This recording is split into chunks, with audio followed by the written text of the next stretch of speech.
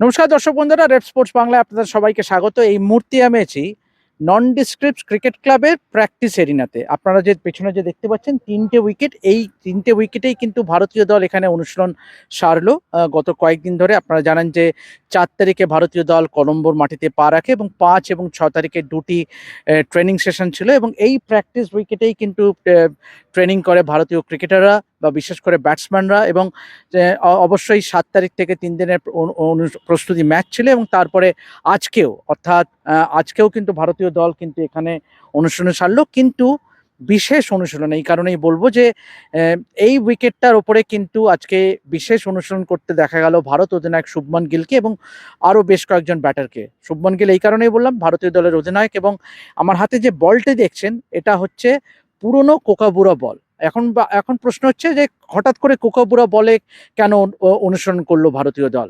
এখানে নর্মালি ভারতের মাটিতে টেস্ট ম্যাচ হলে এসডি টেস্ট বলে খেলা, এবং কোকাবুরা আমরা নর্মালি উই অ্যাসোসিয়েট উইথ অস্ট্রেলিয়ার মাটিতে কোকাবুরা বলে একটি টেস্ট ম্যাচ হয়। এবং ইংল্যান্ডে আপনারা সবাই জানেন যে ডিউকস বলে খেলা হয়। কিন্তু এই শ্রীলঙ্কার সঙ্গে যে টেস্ট সিরিজটা হচ্ছে, যে 2 ম্যাচের টেস্ট সিরিজটা, সেই টেস্ট সিরিজটাও কিন্তু হবে এই কোকাবুরা বলেই। এবং তার জন্যই কিন্তু ভারতীয় টিম ম্যানেজমেন্ট তাদের সঙ্গে নিয়ে এসেছিল প্রায় 25 থেকে 30টা কোকাবুরা বল, এবং তার মধ্যে যেরকম নতুন কোকাবুরা বলও আছে সেরকম সেমি ওল্ড বলও কিন্তু ছিল। এবং এই দায়িত্বটা দেওয়া হয়েছিল ভারতীয় দলে 3জন থ্রোডাউন স্পেশালিস্ট, নুয়ান সেনাবিরাতনে, রাঘবেন্দ্র, যাকে আমরা সবাই বলি রঘু বলে চিনি, এবং অবশ্যই দয়ানন্দ ঘারামি। এই 3জনের উপরে দায়িত্ব ছিল আজকে থ্রোডাউন দেওয়ার, বিশেষ করে ভারত অধিনায়ক শুভমান গিলকে।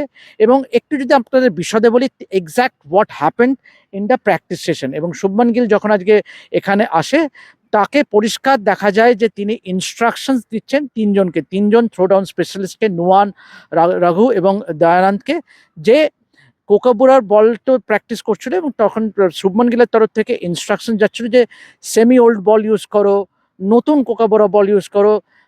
গিভেন যে এখানে যেহেতু আপনারা জানেন যে সাবকন্টিনেন্টে আউটফিল্ড কিন্তু লাশ গ্রিন হয় না, তাই জন্য কোকাবুরা বলের যে পালিশ, নর্মালি অস্ট্রেলিয়াতে কিন্তু দীর্ঘক্ষণ পালিশ থাকে, কিন্তু সাবকন্টিনেন্টে কিন্তু তাড়াতাড়ি পালিশ উঠে যায়, because the outfield is not লাশ অ্যান্ড গ্রিন।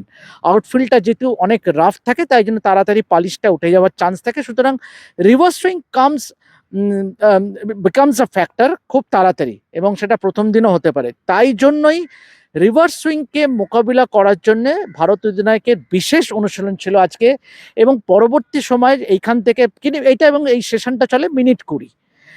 এমন নয় যে দীর্ঘক্ষণ করে, 20 মিনিটের মতন এই সেশনটা প্র্যাকটিস করার পরে ভারত অধিনায়ক সরাসরি চলে যায় সেন্টার উইকেটে। এবং এটাও জানি রেখি আজকে ভারতীয় দলের প্রতিটা ব্যাটার কিন্তু সেন্টার উইকেটে প্র্যাকটিস করে, যেই উইকেটে ভারত 3 দিনের প্র্যাকটিস গেমটা খেললো। চতুর্থ দিনে বিশেষ একটি প্রস্তুতি নেওয়া হয়েছিল, উইকেটে হেভি রোলার চালানো হয়েছিল এবং যাতে করে আরও রাফ ক্রিয়েট করা হয়। এবং স্পিনারদের বিরুদ্ধে 4জন মূল দলের স্পিনারই কিন্তু আজকে বোলিং করে in tandem along with Aqib Nabi. এবং শুভমান যখন ব্যাটিং করতে যায় সেন্টার উইকেটে, Aqib Nabi was specifically instructed to bowl with a old Kookaburra ball. পুরনো কোকাবুরা বলে আকিব নবীকে বল করতে বলা হয় এগেনস্ট শুভমান গিল, যাতে করে রিভার্স সুইং পাওয়া যায়।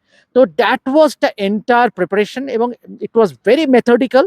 কেননা ওই এলাম আর ব্যাট করলাম আর চলে গেলাম নয়, এর মধ্যে কিন্তু একটা পরিকল্পনা আছে। অবশ্যই স্পিন বোলিংটা একটা ডেফিনেটলি চ্যালেঞ্জ, যে নিয়ে আমরা আরেকটা ভিডিও করব, কিন্তু সেই সঙ্গে reverse swing will definitely be a factor in Sri Lanka, given যে কোকাবুরা বলে টেস্ট বলটা কিন্তু বেশিক্ষণ পালিশটা থাকবে না, যেহেতু আউটফিল্ডের কিন্তু রাফ থাকবে। তো that was all about it. তো এরকম ভিডিও অবশ্যই আপনাদের সামনে তুলে ধরবো, এবং আমাদের এই শ্রীলঙ্কার থেকে এই টেস্ট ম্যাচে টেস্ট সিরিজের বিল্ড আপের জন্য অবশ্যই চোখ রাখুন রেপ স্পোর্টস বাংলার পর্দায়। আমি দেবাশিস আপাতত সাইন অফ করছি নন ডেসক্রিপ্ট ক্রিকেট ক্লাব থেকে। দেখা হবে পরবর্তী ভিডিওতে।